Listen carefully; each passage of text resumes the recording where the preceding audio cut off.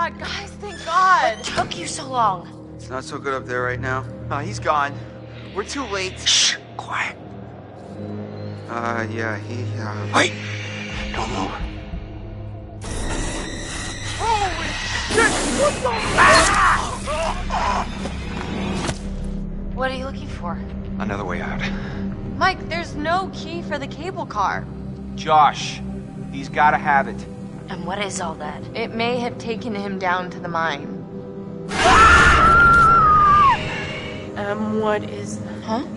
This is the safe room, Em! Please.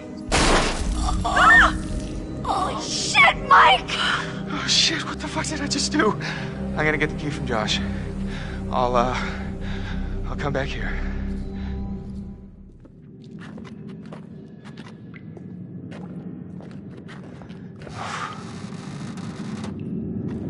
Okay, what's it?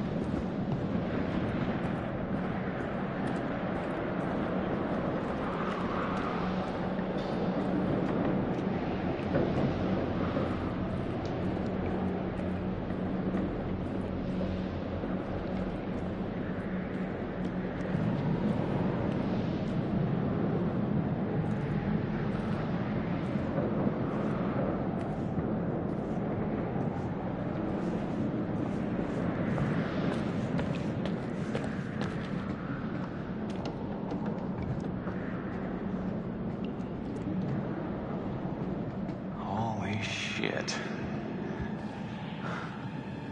Huh. What happened to the wolves?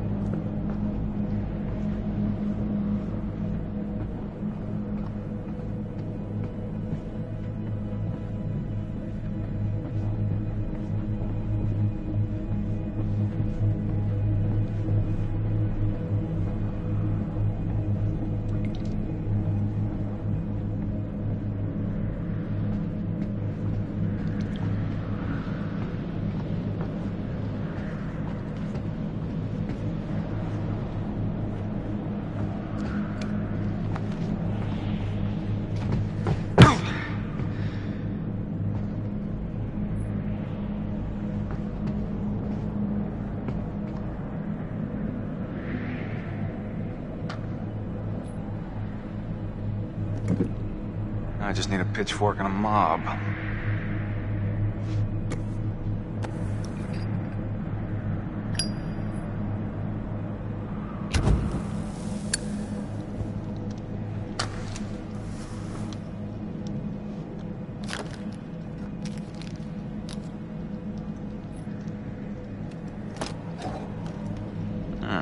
Good enough.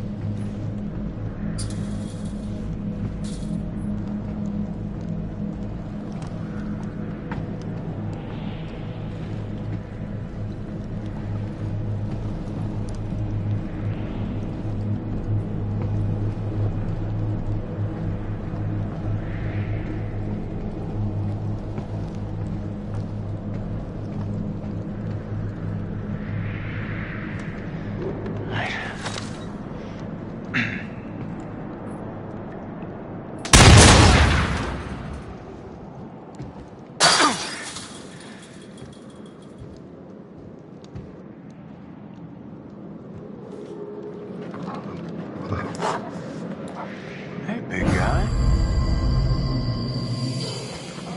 Happy to see me again, huh? Hey. I was hoping I'd run into you again.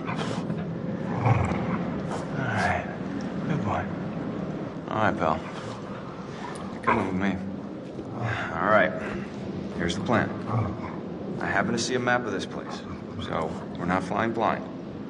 There should be a way through the psychiatric wing that'll take us right outside the mine. Think you can handle that? Couldn't have said it better myself. Boy.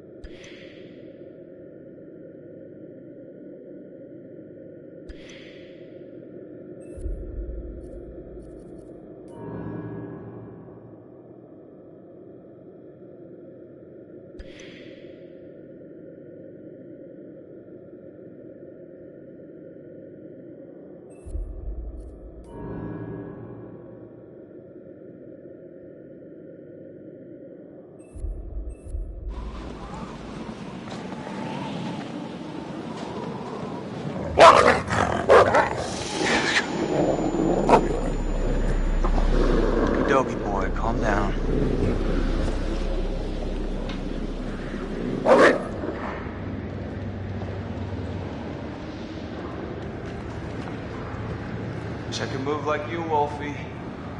Stuck on this side.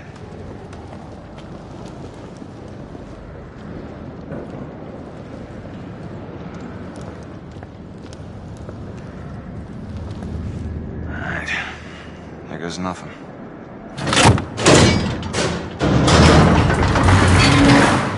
Awesome.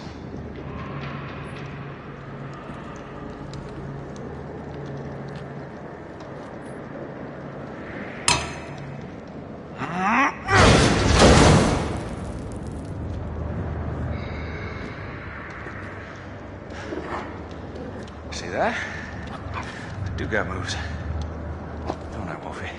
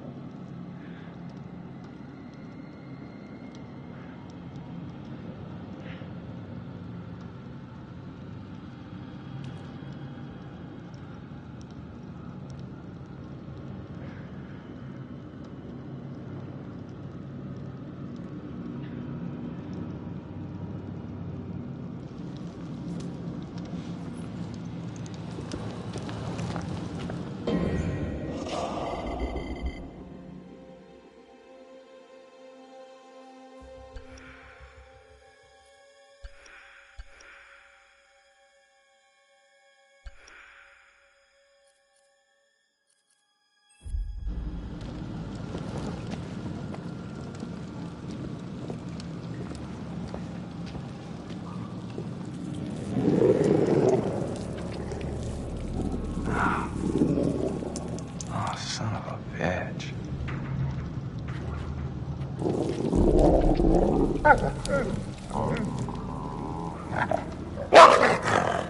Jesus Christ. What the fuck have I got myself into?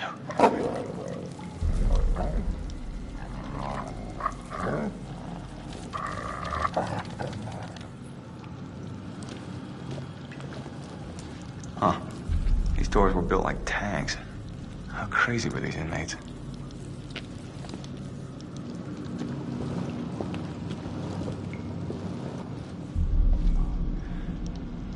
What went on here?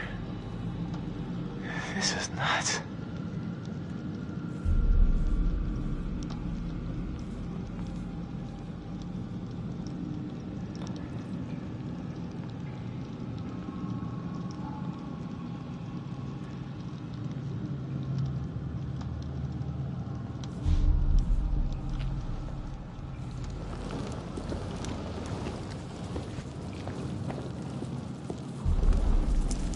Fuck, man.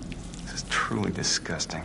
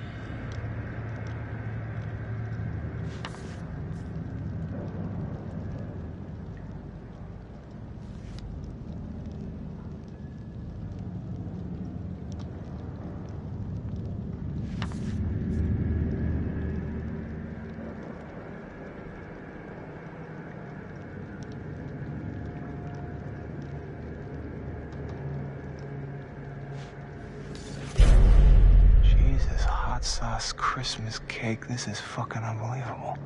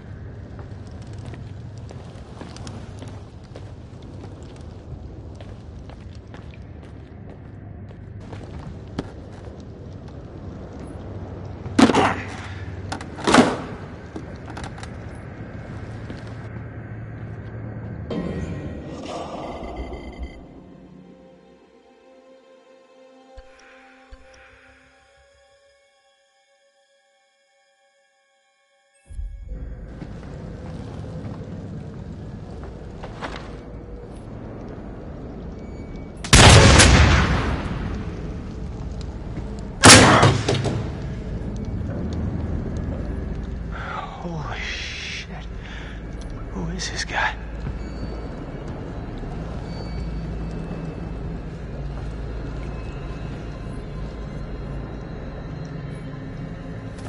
Sorry, Alter.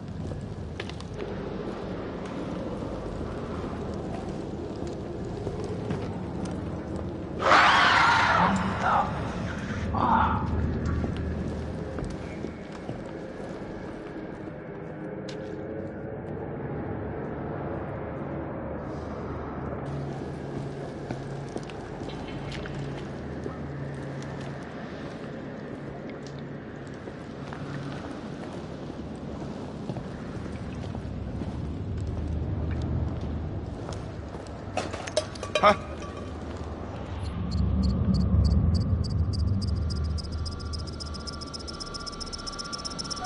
Fucking rat.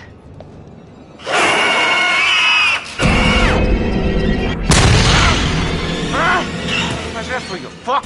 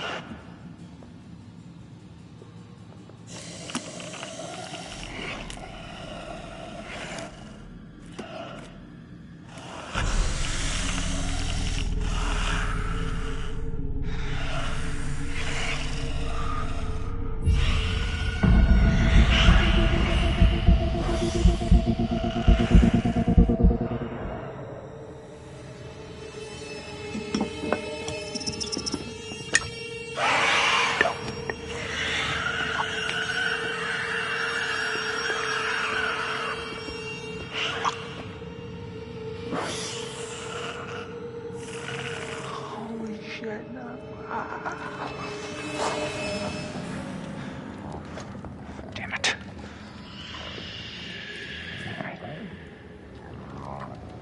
Come on, you son of a bitch. Where are you?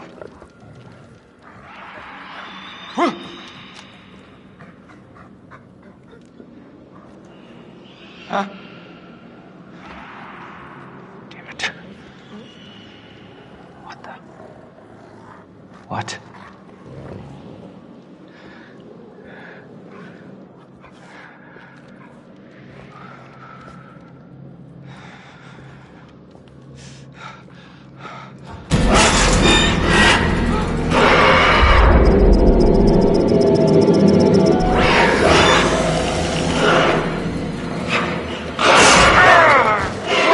Fucking move, Wendigo.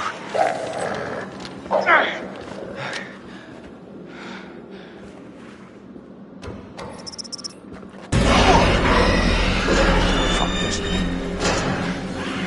One at a time, boys. It's enough of me for all you.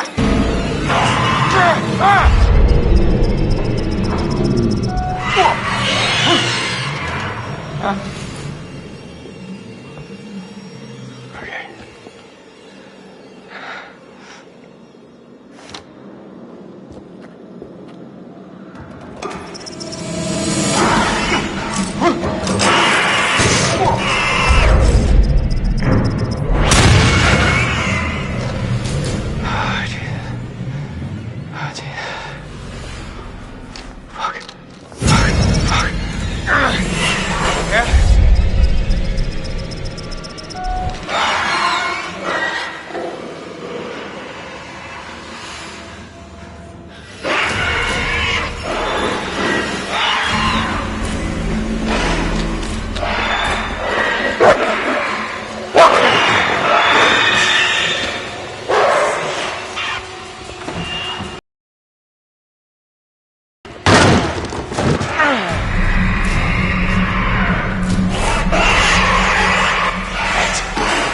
Not good.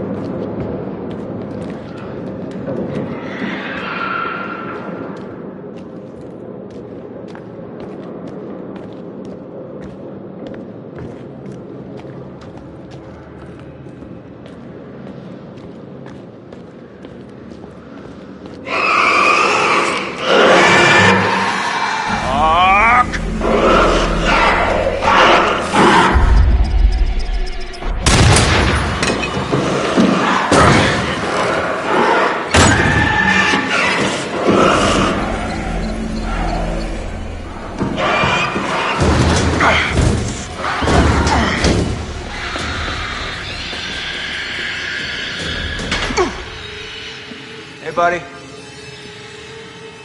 Come on down. It's all right. You're doing all right. I'll catch you on the flip side, huh?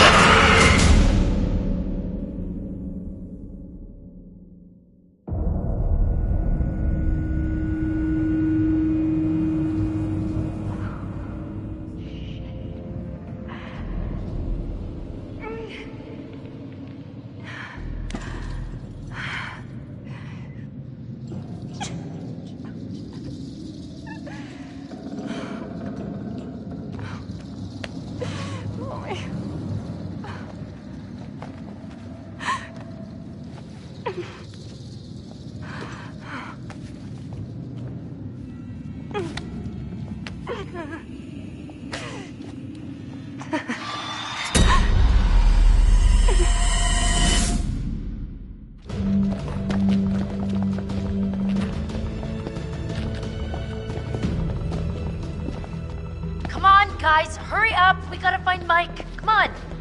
Hey, I'm kind of giving out here, guys. I think maybe you should go on without me.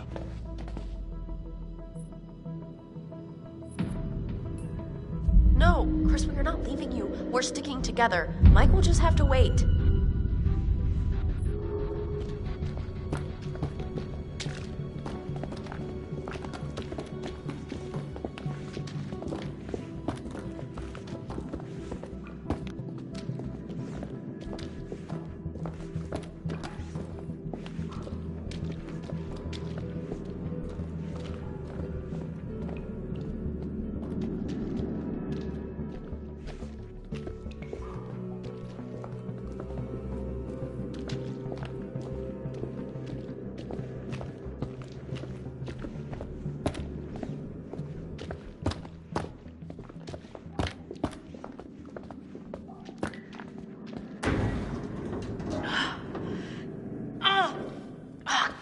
Shit. Mike must have locked it behind him. Crap. There's gotta be another way in.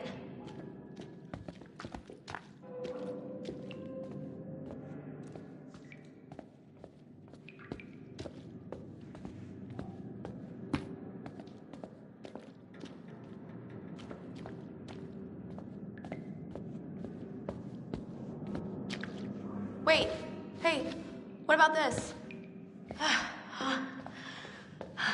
I mean, should we try it? Well, it's not like we got a whole lot of choices here.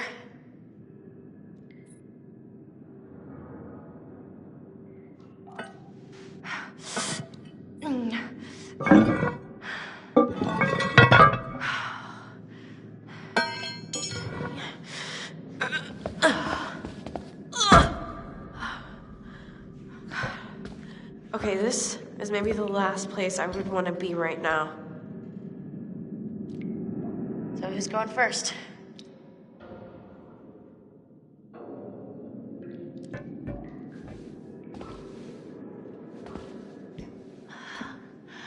It's not so bad. You think this is the tunnel to the sanatorium? Of course it is. Where else would it go?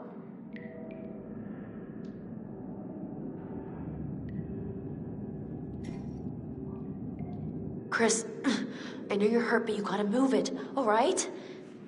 I'm trying, Ash.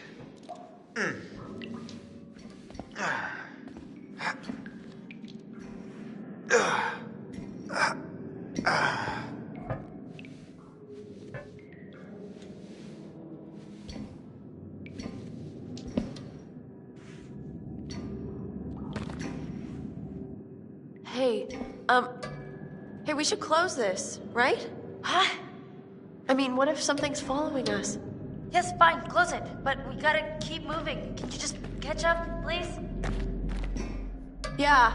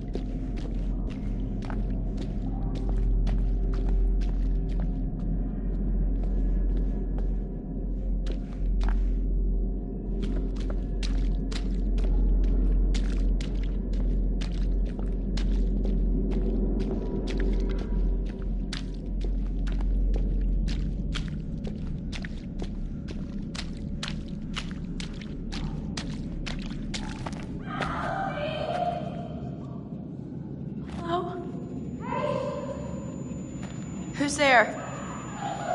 Anybody? Jessica! Is it you?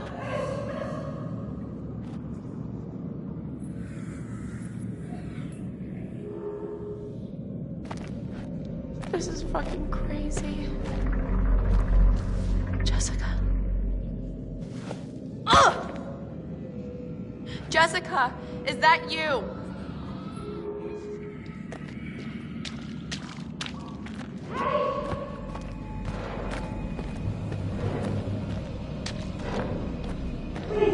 What is it?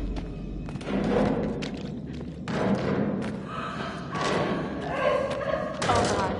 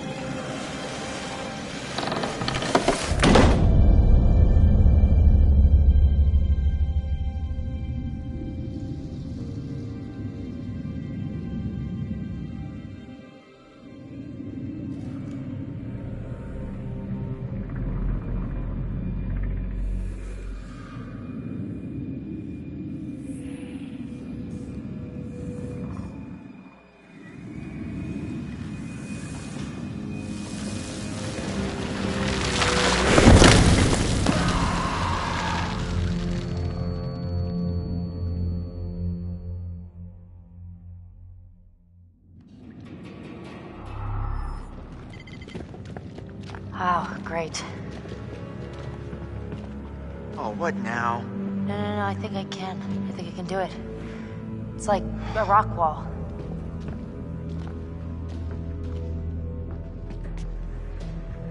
Sam! I'm gonna keep going. Can you make it back to the lodge? I think so. You should head back to the lodge. I've gotta get Mike. Alright, I'll see you later then.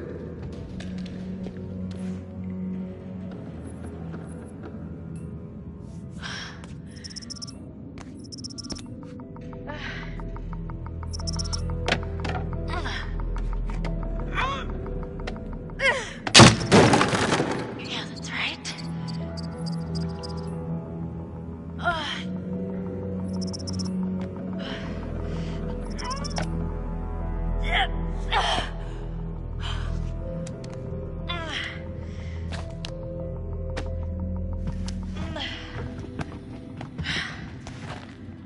I beat you. I fucking beat you.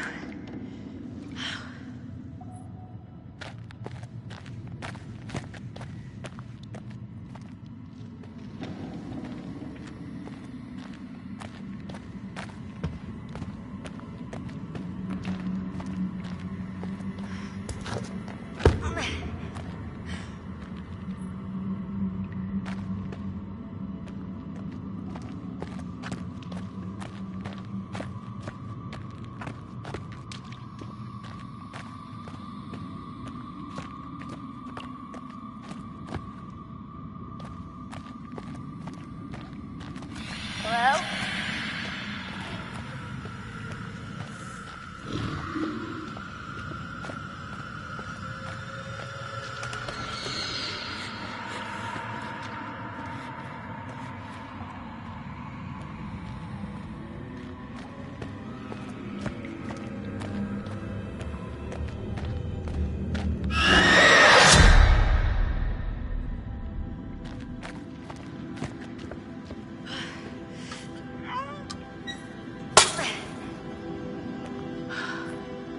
Yeah, that's right.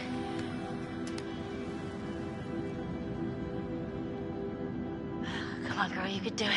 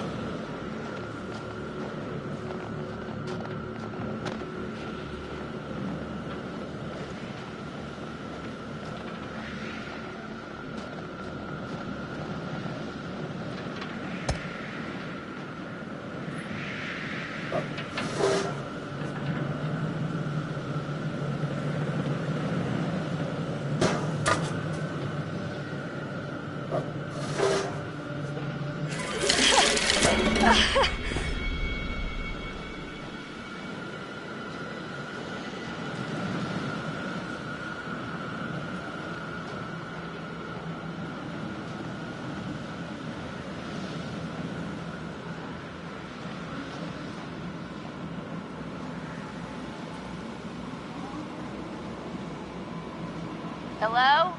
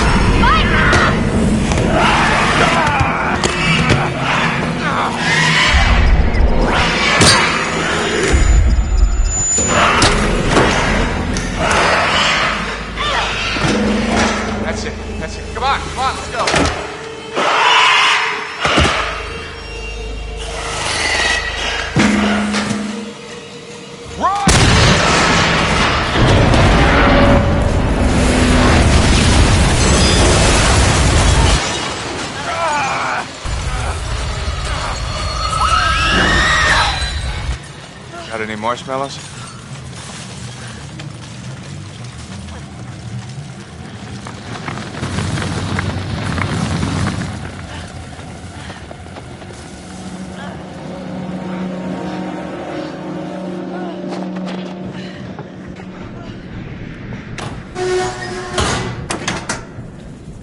Whoa! You alright? Define all right. Alive, for a start. Let's find a way down to where this fucker lives.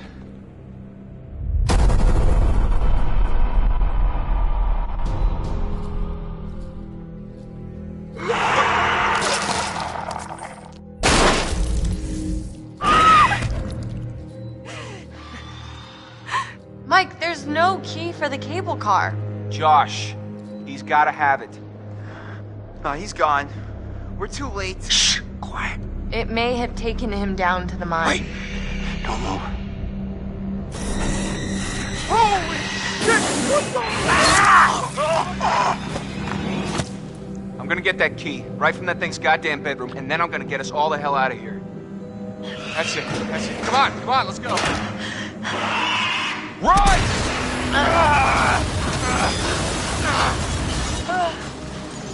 Let's find a way down to where this fucker lives.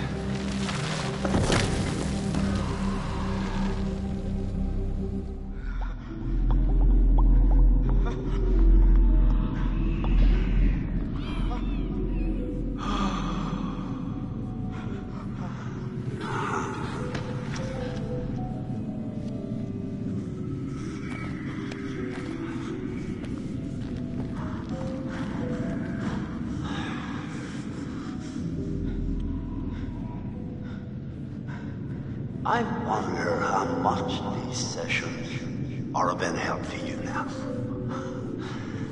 Just won't listen to me and things seems pretty fucked up.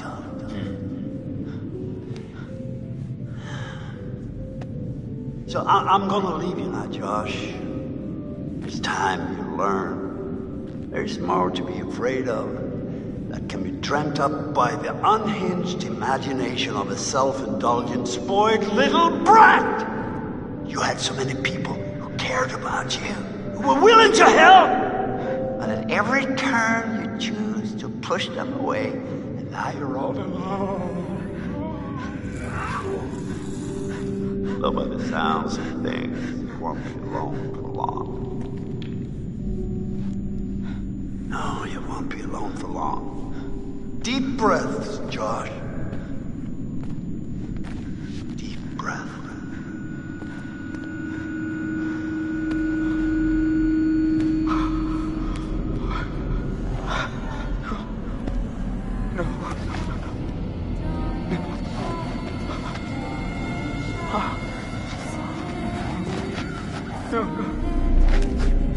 No, not again. Not again. Get away! Get away! Get away from me! No, you're dead! Sorry. You're dead! Shut up! No! You're dead! It's not ready. You manipulate. You are a coward there. God. Yeah. One is there. Have a good watch. I don't take orders from you. You can't tell me what to do. You can't tell me what to do anymore. Time has run out for Josh. Okay. I trust you. I trust you. I trust you.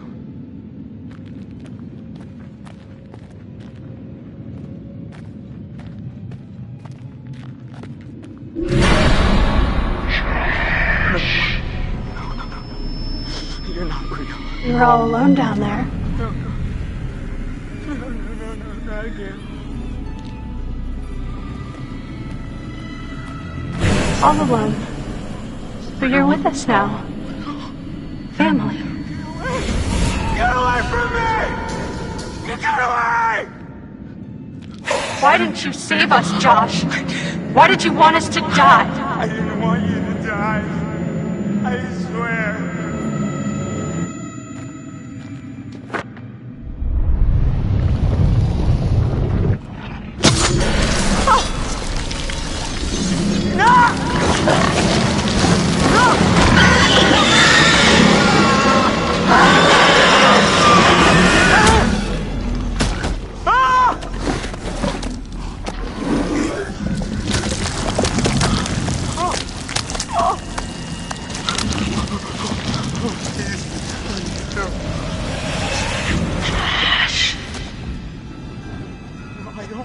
I don't take orders from you. Is this what you want? No! Why are you doing this? Leave me alone! Why are you doing this? Why did you save us, Josh? Why did you want us to die?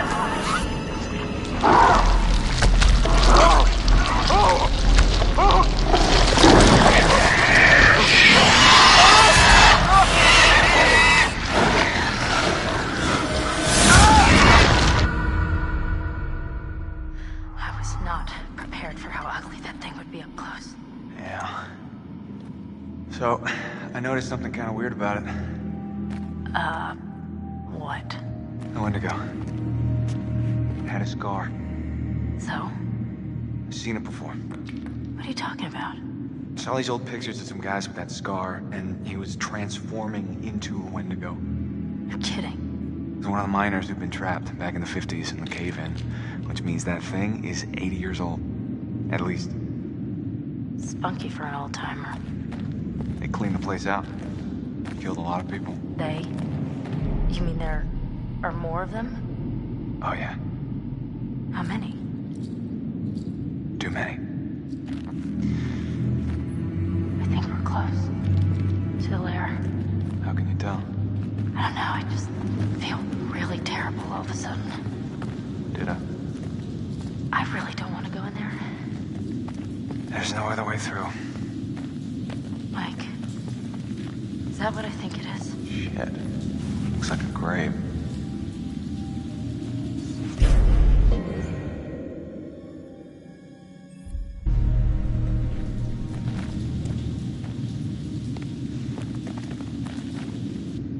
Oh, God. Mike, this is Beth's. This is her watch. What? Let me see. Look, there was a cross here. So this is where she was buried. But who dug her up? Let's keep moving.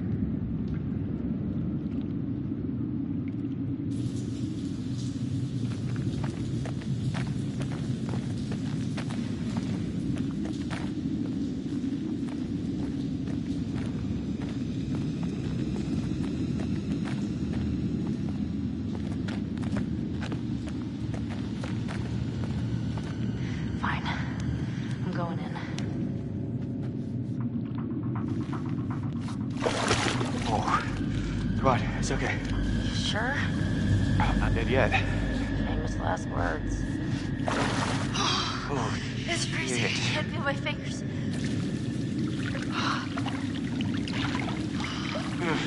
Wait a minute, I thought you reached the deepest part. well, I didn't say that. I said it was okay. You didn't like there weren't any sharks or anything in here. Sharks? Great. Thank you.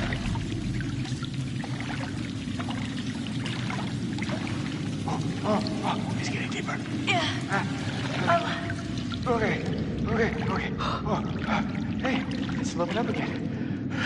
We're gonna make it. Oh my God, don't jinx it. Oh. Come on. We made it.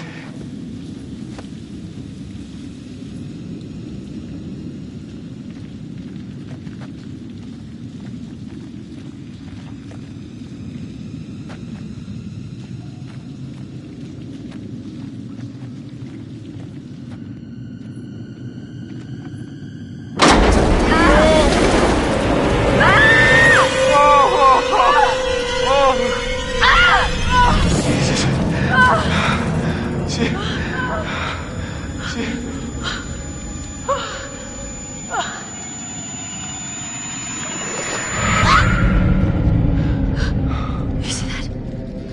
Yeah. Bodies. Yeah, a lot of them. Oh my God. No! I'm gonna be sick. Wait, hold on. I think I saw something.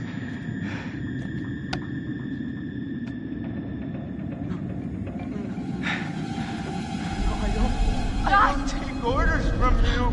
I don't take orders from you. Hey, Josh? You can't tell me what to do. You can't Josh? tell me what to do Buddy? anymore. You can't tell me what to do. Oh, okay. I trust you. I trust you.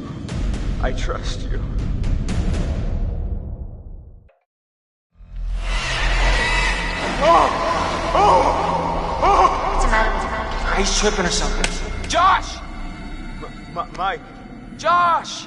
Hey, man. don't hit me, please. Well, you were deep in it, man. Full Metal Jacket. We didn't think we'd get you back. Hey, let's just get the fuck out of here. Okay. Josh, do you have the key for the cable car? Yeah. Oh, God. See that over there? That means there's a direct way out. Come on. There's no way Josh is gonna make it up there. Okay. If you help me up, I can go back to tell the others we're okay. Yeah. Yeah, good. You bring Josh back the way we came, and we'll all meet at the lodge. Be careful. Yeah, you too.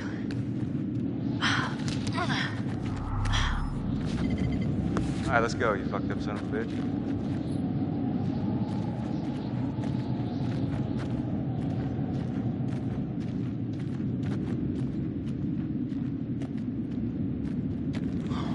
You didn't have to hit me so much, man. Yeah, I'm sorry about before, man. I thought you killed Jess. I was wrong.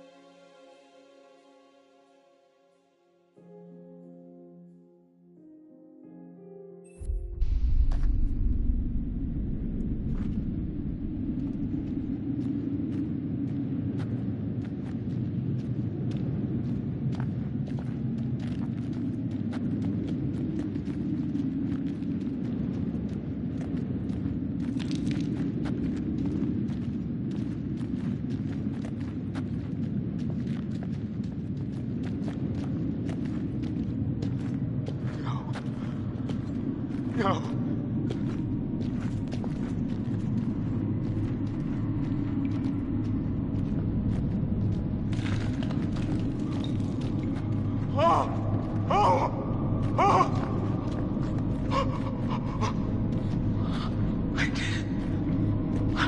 I didn't want you to die.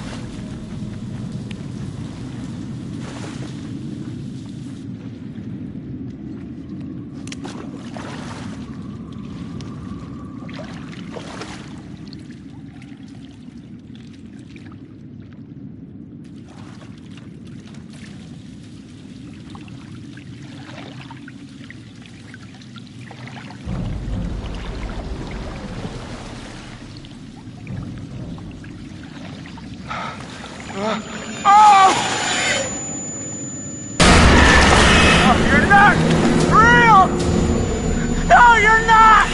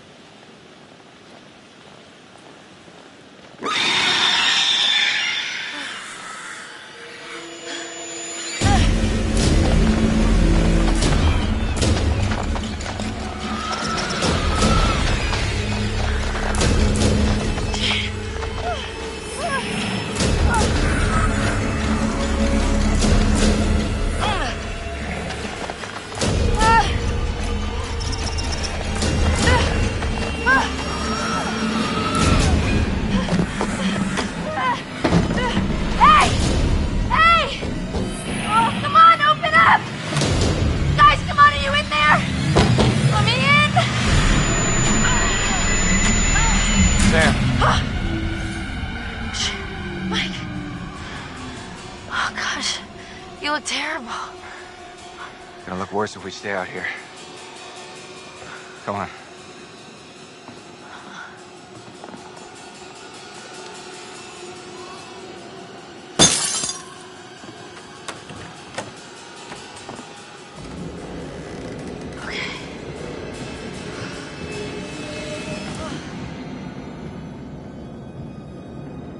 Mike, what happened to Josh? I got him. God, what an awful way to go. Not good. What do you think we should do? We should check the basement. Might be someone left down there.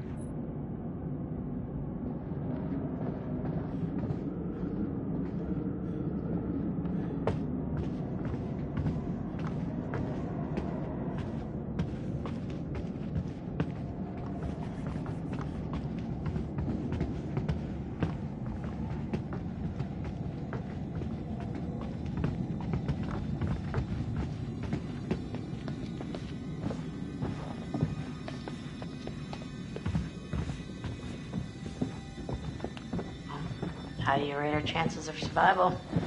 I'm trying not to think about it. Go, go, go!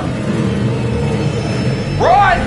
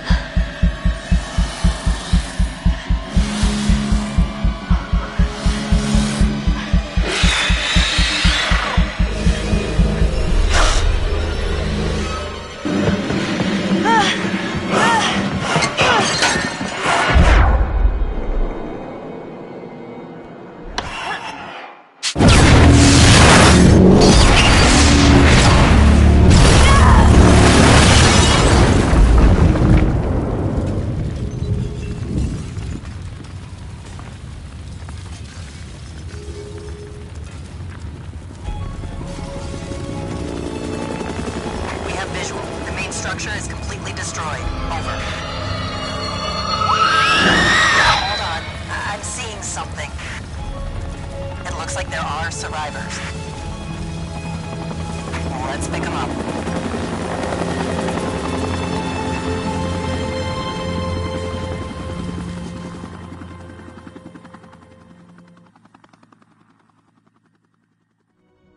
Fuck! No!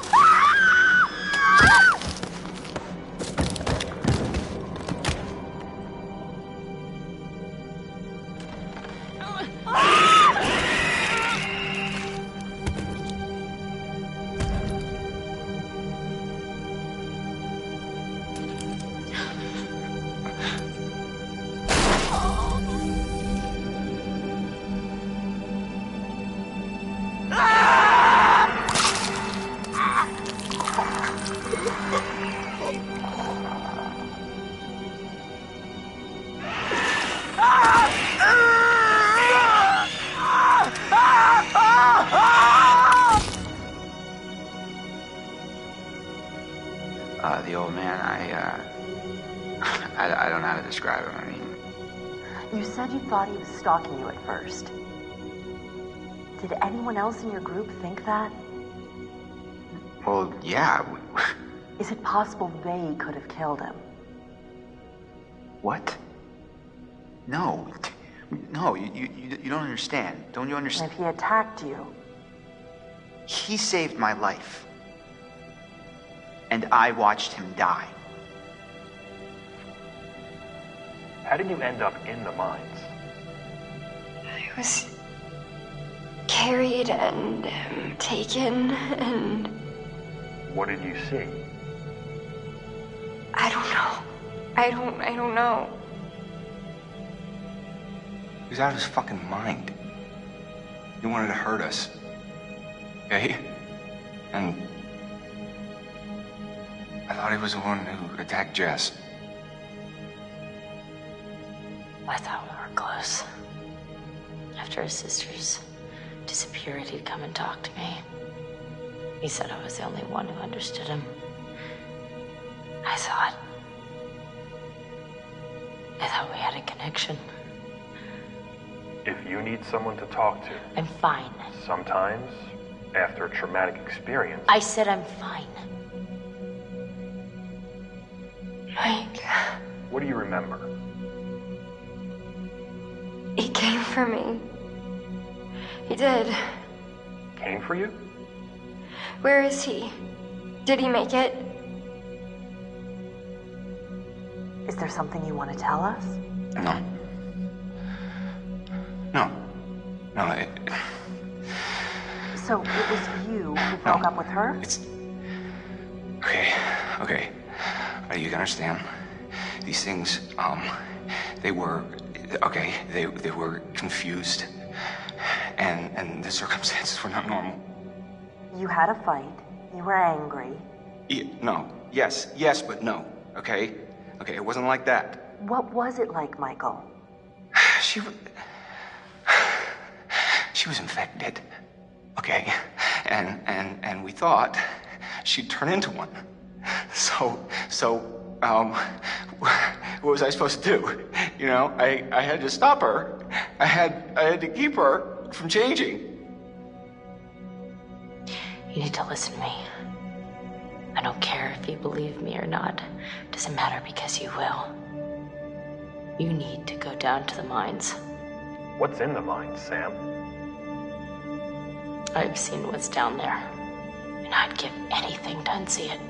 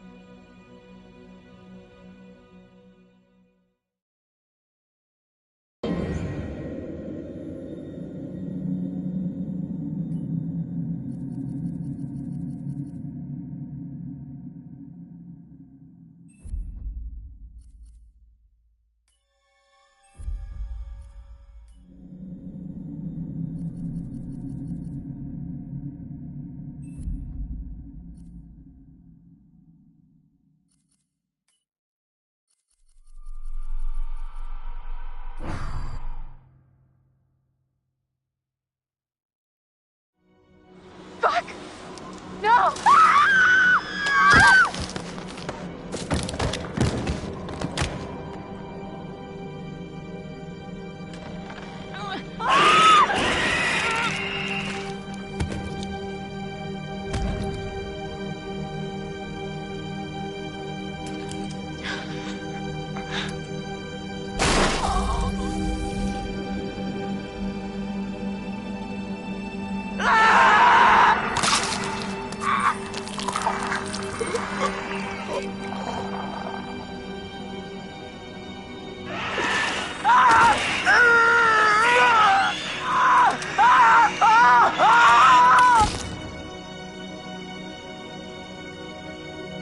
The old man, I don't know how to describe him. I mean, You said you thought he was stalking you at first. Did anyone else in your group think that? well, yeah. Is it possible they could have killed him? What? No. No, you don't understand. Don't you And understand? if he attacked you, He saved my life. And I watched him die. How did you end up in the mines? I was carried and taken and What did you see? I don't know. I don't know. He was out of his fucking mind. He wanted to hurt us. Okay? And I thought he was the one who attacked Jess. I thought we were close. After his sisters disappeared, he'd come and talk to me. He said I was the only one who understood him. I thought we had a connection. If you need someone to talk to, I'm fine.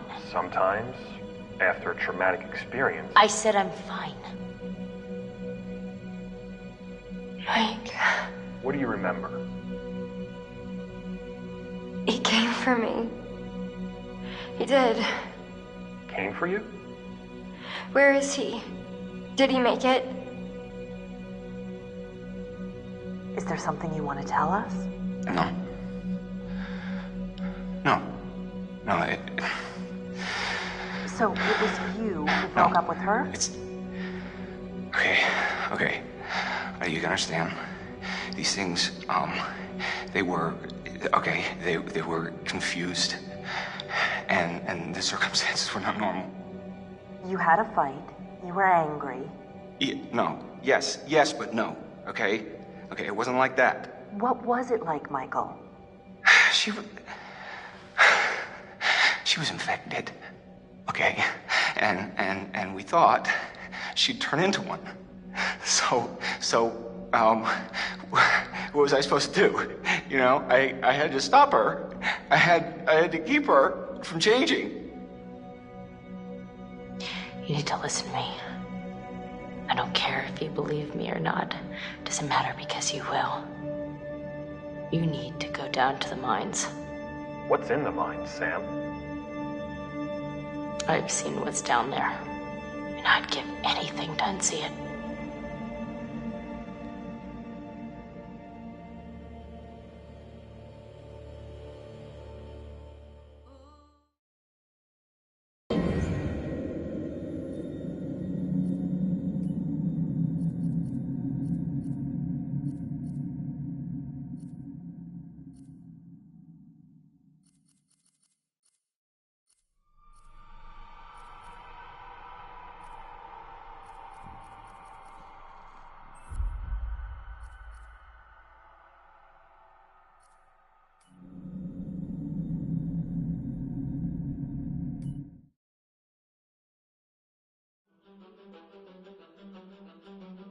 I am Hayden Panettiere, and we are here at the studio recording Until Dawn. My name is Rami Malek, and I play Josh. My name is Megan Martin. My name is Brett Dalton. My name is Antonella Lentini, and I played Hannah and Beth. My name is Jordan Fisher, and I play the character Matthew, Matt for short. I'm Nicole Bloom, and I play Emily in the game. My name is Noah Fleiss. I am Galadriel Steinman, and I play Ashley. So Until Dawn is the story of 8 teenagers who revisit this cabin in the woods about a year later after a really traumatic experience where I've lost 2 of my sisters, so coming to kind of get some closure in that respect. One of the things that Larry does really well is make these multi-layered characters, and I think for just the story in general, it follows the quintessential horror film plot lines, but the characters are so unique in themselves, and I think that's very cool. Oh, I hope this was the right thing to do. What? You know, getting everyone together on the anniversary. I mean, Josh seemed really pumped about us all doing something, didn't he? Yeah, no, he definitely did. I haven't seen him so excited about something in forever. Good, good. Sam and I have a few things in common, such as being huge lovers of animals, and she's a huge animal lover. She's vegan. She is a pacifist. I'm not quite sure if I'm gonna go as far as saying that I'm a pacifist, but she's spunky and cool. I know that she, I think, is made fun of a little bit by the rest of them who think that her morals and her beliefs in that area are a little ridiculous and they don't agree with them, but she doesn't care. It doesn't stop her from being herself, and that's something that I hope I have in common with her. You know, he definitely can be depressed at some times and a bit of a loner, but he takes some solace in one of his sister's friends, Sam, played by Hayden Panettiere, and invites everybody back to the same house the next year to kind of find some closure. Jessica she has a whole lot of personality. She is definitely the sort of mean girl character that, you know, at school she knows she's pretty, she knows that boys like her, and she's gonna use it to her advantage.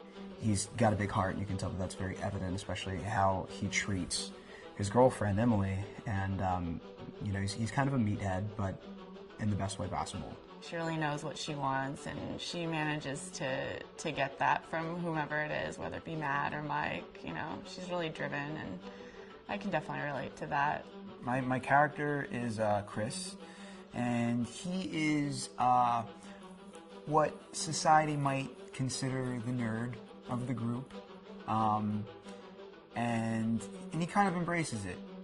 Ashley she's a little more serious than some of the other girls. She's definitely very intelligent and thoughtful. She kind of looks at the whole big picture of things. She's not quite as geeky as Chris, but they connect in a lot of ways. Mike is like big guy on campus. He's the class president who has some charm and has brain, and I don't know, people seem to like Mike. He gets away with a lot, though. He can be kind of jerky. The fact that he really just kind of wants everyone to be happy, and he wants he's a people pleaser, and I can definitely attest to being, you know, that guy. I'm always the friend that wants everybody to be happy and wants everybody to be taken care of, and that's definitely Matt. But also, like, this character is just so fun. I rarely get to play the bitch, and so it was really fun to do that. The spirit of things, seriously, what's wrong with you? Just try to lighten the mood, Em. Don't be like that. Like what? The way you're being. You always get like this. I just think this is just the coolest thing to be a part of, and I just think it's going to take the world by storm. I really do. I think this genre is the wave of the future, and I think that once people see the potential behind it, of getting to interact with the drama that you're witnessing unfold in such a realistic way, that this is how entertainment's going to be from now on.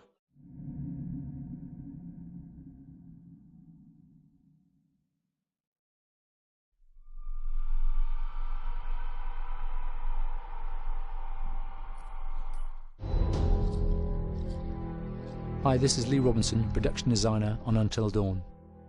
The production design for Until Dawn started with the great teen horror script that sets the characters in a Canadian winter mountain lodge, being a contemporary setting with visual clues derived from classic films of that genre, such as Hitchcock's Psycho and Stanley Kubrick's Shining.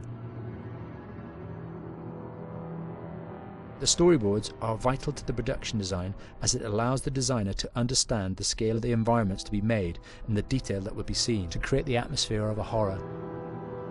This took us into concepts that took these storyboards further, visualizing the world through the color palette, the lighting, tone, and the mood, and developing key locations such as the lodge, the cable car stations, the forests themselves, the wilderness. As you can see, the environments and atmospheres change quite a bit from warm and inviting to cold and threatening. The Millionaire's Mountain Lodge was a key example. It was designed to be made from nearby stone and timber, embedding it into the landscape, with a contrasting and contemporary interior needing to be opulent and extravagant. We created dark and claustrophobic corridors with ominous and large open spaces, almost cathedral-like in size, and with huge structures to silhouette and dwarf the characters within, providing a labyrinth to explore and wander. Each character was developed with a strong visual identity in mind, with contrasting colours, tones and silhouettes to identify them, each to have their own texture, pattern and shape, so that when they were lined up you could always identify them. The costume designs allowed a range of clothes that would suit them for the cold winter weather, but also have an element of style and individualism, so that the audience could look at them and relate, recognizing themselves within them. A lady would like to cuddle up with her man by a nice cozy fire bathed in atmospheric mood lighting. Right. It'll get plenty toasty once we're rubbing up against each other. Mike, fire and mood lighting. Yes. Working with the lighting artists, we really brought the look and feel of the world together, and this required a thorough understanding of the visual language of teen horror. A key scene was where all the characters emerge out of the rear of the lodge chasing Hannah. A contrast is evident straight away from the exterior wilderness to the warmth of the lodge. The attention to character lighting here is through the bounce and rim lighting, accented colours and composition, creating characters that come from the dark into the light and back again with an emotional effect. Guys, there's someone outside. What the hell? Hannah! What's going on? Where's my sister going? It's fine. She just can't take a joke. It was just a prank, Han.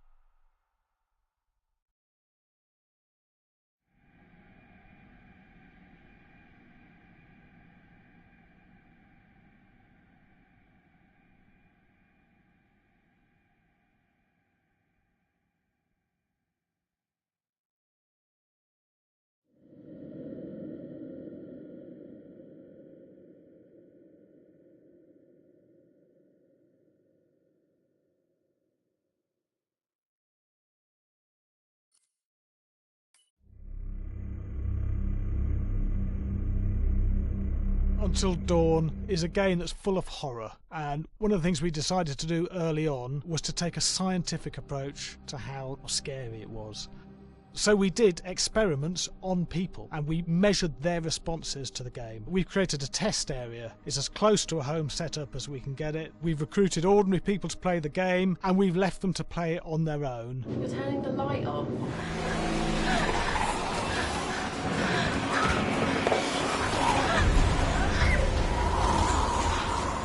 The only difference is it's rigged with cameras and microphones that relay the data through to the next room where people are watching them play.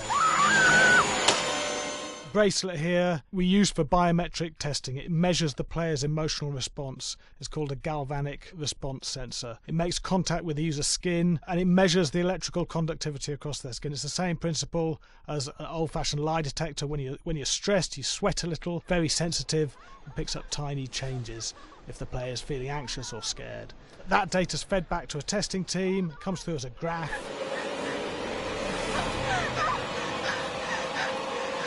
I'm sorry.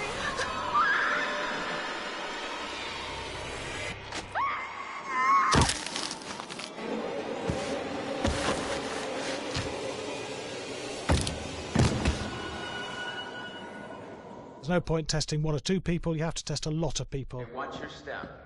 When we have a scare that's consistently has a measurable emotional response, then we knew it was good. If it didn't have that, it goes back to the team for improvement. The data doesn't tell us what's wrong with the scare, it only tells us if it's working or not. Wait, okay, so you hear that too, right? Josh. Here we have a chapter relatively early in the game. Weirdly regular. Nothing regular about it. We have to create tension and anxiety in the player so they are ready to receive the scare.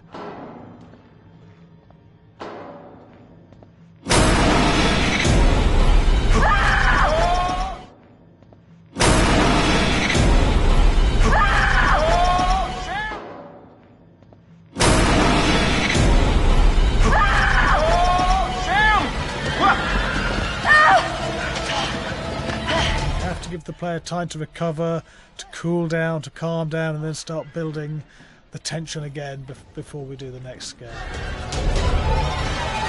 Hey. What? Hey. What the hell?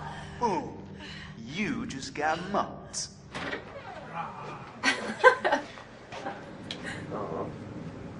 Yeah, I have such an adrenaline high from that game. There's two things we found. One is we could look at the scares, analyse if our expected scares were working effectively. Were people shrieking and covering their hands, or were they getting an emotional response from it? And being scientific about it means that we strip out people's opinions about whether things are working or not. We've got data, and we look at the data. If it's working, we're happy with it. Really scary. Bit scared and wanting to get away.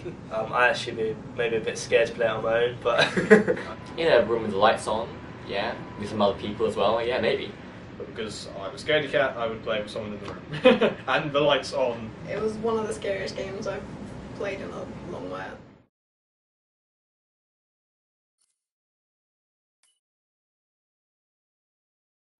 Hi, Larry. Hey, Graham. Hi, my name is Graham Resnick. I'm a filmmaker, writer, director, sound designer, and I started working with Larry Fessenden about 10, 15 years ago through my friend Ty West, who I grew up with, and have done a lot of sound design with on his films. And he was producing Ty's films at the time, and Ty introduced me to Larry. Larry produced my first feature, and we've written together on several projects. My name is Larry Fessenden. I'm a filmmaker. I run Glass Eye Pix, which is an independent production company out of New York. We make indie movies, a lot of scary movies as well. And I got a call to audition to write this video game. And I called my pal Graham Resnick because Graham is a gamer. And while I thought I could offer something to the idea of writing this multi-branching story, I knew that I would want Graham's expertise as a lover of gameplay, since I guess games were started. So and just as a lover. And as a lover, yes. As Which is why there's so many sex jokes in the game. There was one Italian website that did say the Larry that's Fessenden right. and Graham Resnick, the two lovers behind Until Dawn. Come here. Maybe I know how to handle you too. I am definitely ready to be handled. So I wanted Graham by my side. Yeah, and we got the gig, and it's been an amazing ride. Oh, hell yeah. Oh my god. She's taking her shirt off. What? Oh my god. Matt, what are you doing here? Hannah. I'm sorry, Hannah. This all got Don't out of worry, hand, but... So in the game, the basic setup is that a year prior to the game's start, all these kids had gone up to a ski lodge that was owned by the parents of one of the kids, or a couple of the kids, and some of the teenagers played a prank on some of the other teenagers, and a terrible tragedy occurred when a few of them, two sisters, ran out into a blizzard, and were never seen from again.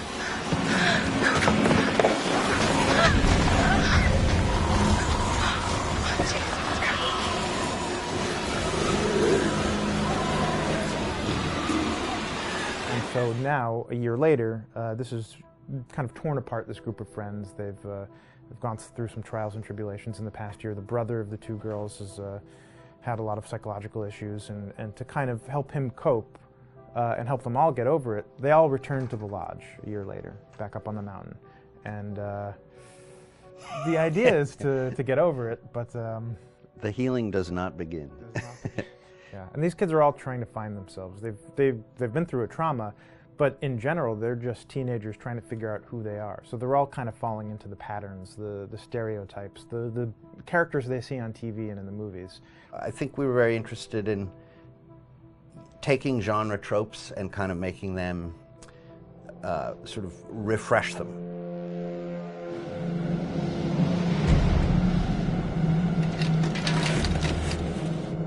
Hey, did you see that?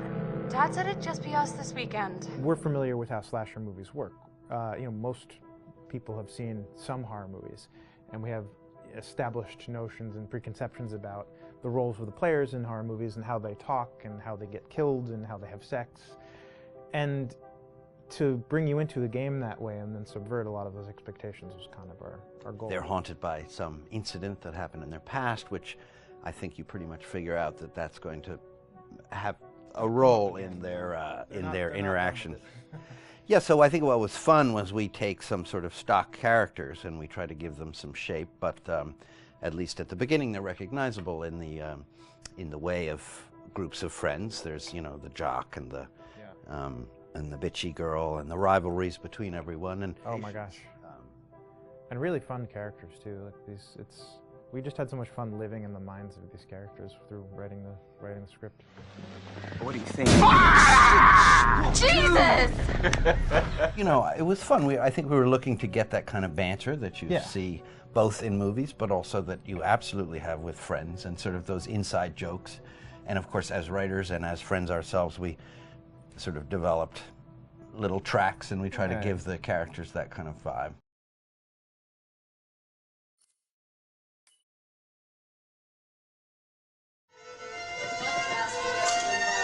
Yeah, fast and violent.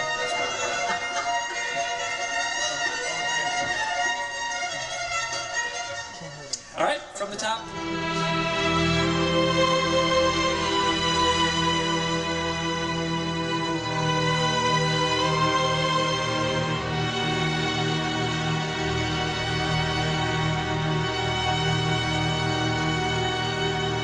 My name is Jason Graves, and I'm the composer for Until Dawn.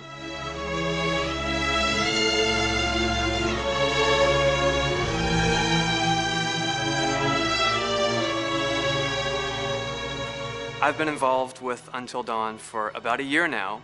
Originally, I was contacted by Barney Pratt, the audio director. I think that had something to do with my lineage of horror games, and hopefully not the fact that my last name is Graves, although a lot of people seem to associate my name with scary music.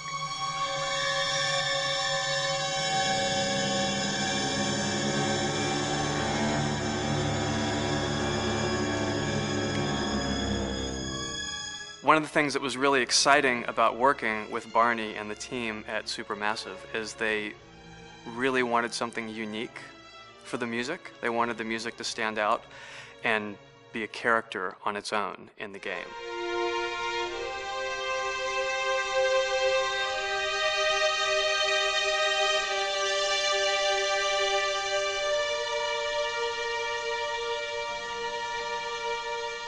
When I'm first starting on a new score, and it doesn't matter if it's film, television, or games, I always end up going to the main theme. Sometimes the developer or producer isn't even necessarily interested in the main theme at the beginning. I just want to do it for myself, because for me the main theme is the identity of the game. It establishes the mood, the atmosphere, and the character of the music and how it's going to be playing in the background. And that's what we did with Until Dawn.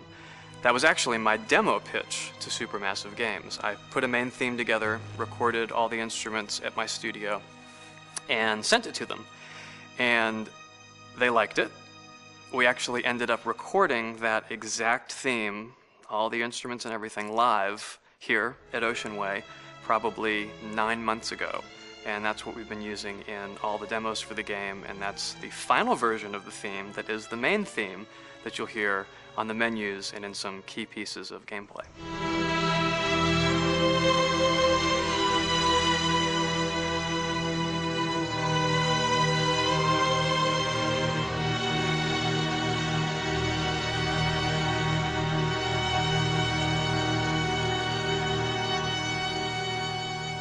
I seem to have made a name for myself in horror.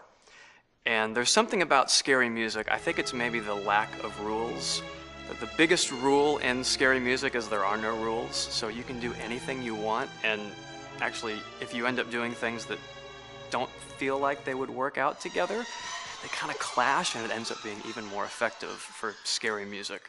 So that's what really drew me to Until Dawn, was the textures, plus writing thematic material that is interwoven with the scary textures. I haven't really done anything like that before. Usually it was just all tension all the time, and that's fun and it's great. But I'm actually at heart a very melodic composer. That's the kind of music I love listening to, and that's the kind of music I love writing. That's the kind of music I got to work on in Until Dawn. Very nice. Same thing.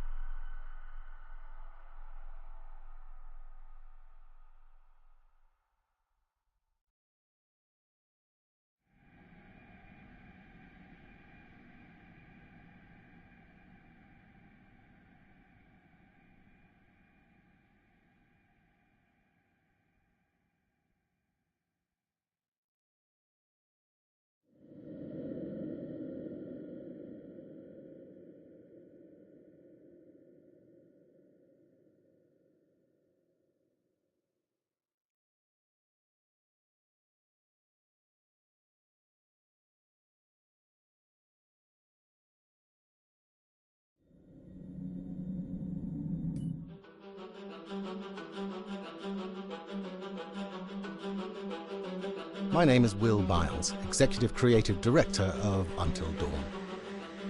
The first part of getting a believable facial performance in-game is to capture, topographically, the actor's range of emotional expressions as separate versions of the same head.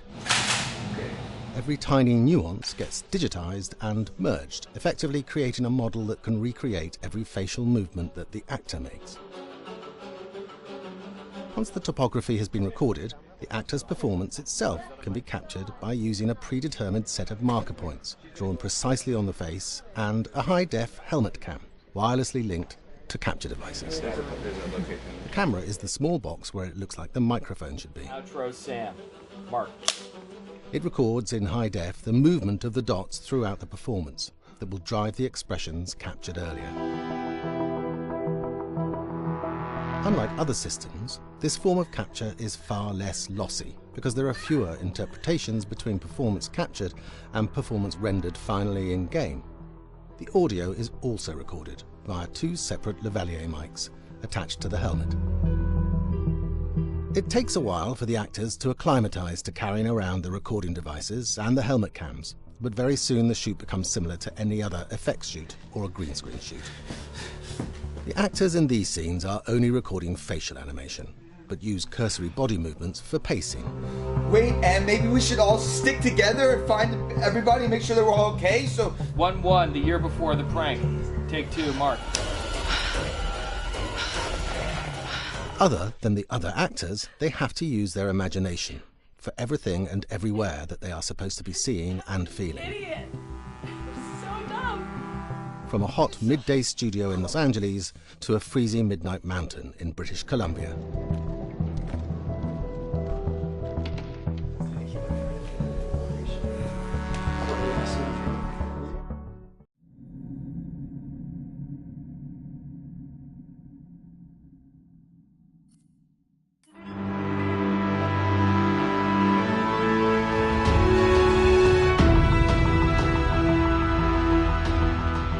Until Dawn has a dynamic, ever-changing story, the facial performances and the body performances are recorded separately, with different systems.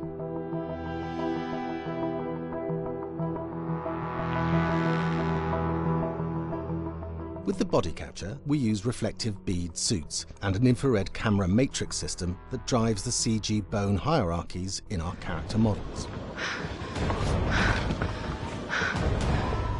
These performances cover everything from character locomotion, scene-specific performances and stunt work, most of which was recorded at studios in Pinewood and Shepperton, near London. Hannah! Hello? Combining all the elements seamlessly in the final game becomes a formidable editing and logistical task. Every variation, both physical and emotional, must be combined in these multi-edits. Scaffolding props have to stand in for the sets, because the hundreds of infrared cameras have to be able to see all of the reflective beads on the actor.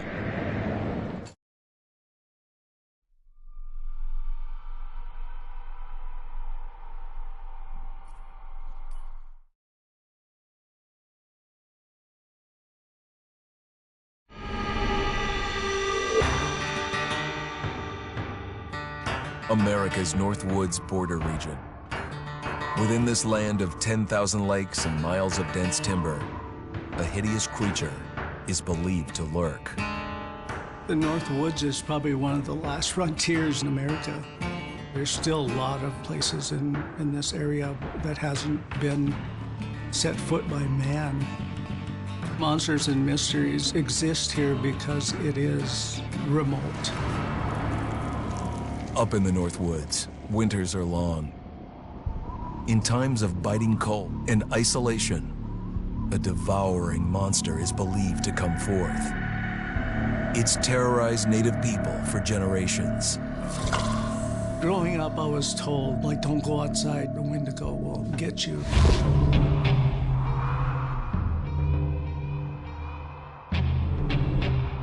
Among the traditions of the northern Algonquin tribes is the Wendigo, a monster that can seize hold of a person to carry out its hunger for human flesh.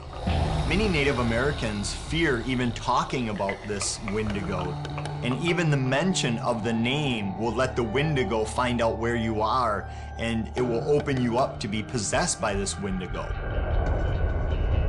The most famous case of a Wendigo possession took place in 1879. In the deep woods outside of Edmonton, Alberta.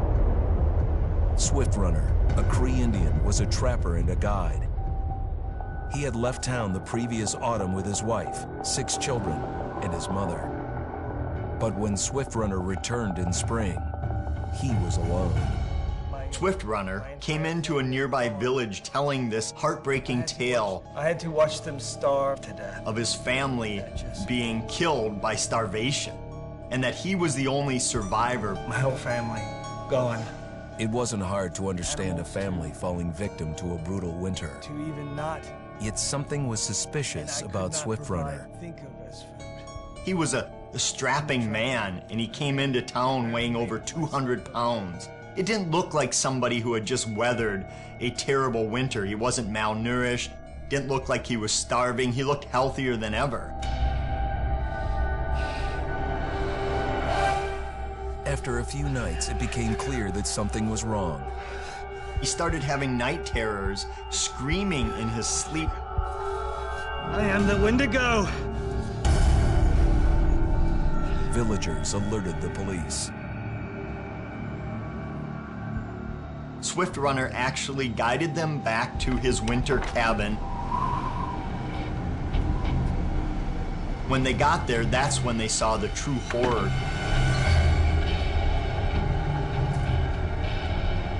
Human skulls were scattered around, many bones, some of which had been snapped in half, and the marrow inside had been drained. They had never seen anything like it. Swift Runner had killed his entire family, shooting them, hitting them with an axe, strangling, and then eating most of their bodies.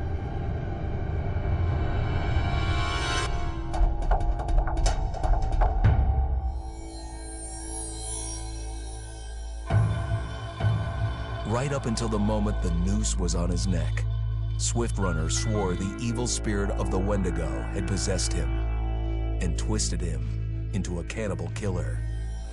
When he was on the gallows, Swift Runner himself said, "I am no longer a man."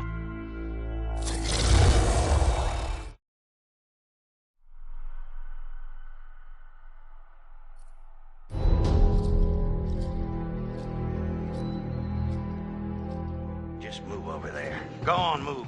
Let me say what I came to say. I'm here to tell you what you're up against being back on this mountain. You should never have returned. I don't know why you did after what happened last year. You mean with Hannah and Beth? Yeah, how could you know without being involved? I don't take kindly to you kids coming up here to my mountain. Your mountain. The mountain don't belong to me, it's true. But it don't belong to the Washingtons. This mountain belongs to the Wendigo. Hi, this is Lee Robinson, production designer at Supermassive Games.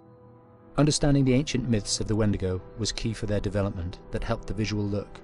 Through sketches and concepts, these elements were visualized, such as eyes being milky, almost dead, with loss of lips and eyelids due to frostbite, fangs growing and arms and legs getting longer, with skin hardening and thickening to look snarling and menacing, yet withered and lean. The hell was that? Another fucking piece of... Fingers and toenails extending like claws, allowing them to climb effortlessly. We made them look gaunt and weathered, and having ragged remains of clothes they wore. Blood-stained and rotten, with patches of hair still remaining, they retained strong skeletal limbs, which enable them to be agile and quick through the environment.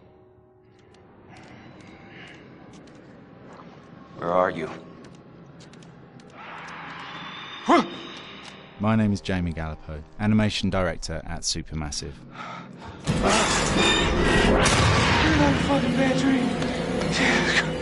The overall direction on the creature was to be very strong, to be extremely fast. We wanted a spider-like movement to the creature. 1 minute scampering to leaping and then crawling, almost instantaneous.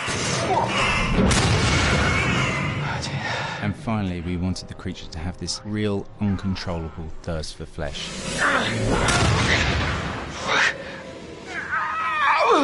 From a sound design perspective, the Wendigo is a real challenge. For the main vocalisations of the Wendigo, we used our own vocalisations, various different animals from the exotic to the farmyard, various plugins and processes to gel these sounds together and keep a human resonance behind that voice, telling the backstory of the Wendigo.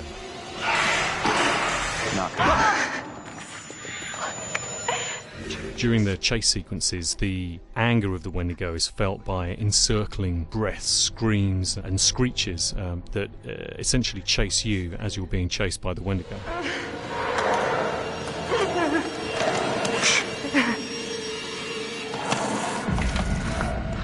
We would layer them up in a multitude of layers, sometimes 15, 20 sounds playing at the same time, to build up the vocalizations for this fearsome creature which is always in attack mode, hyperactive and chasing you throughout the game.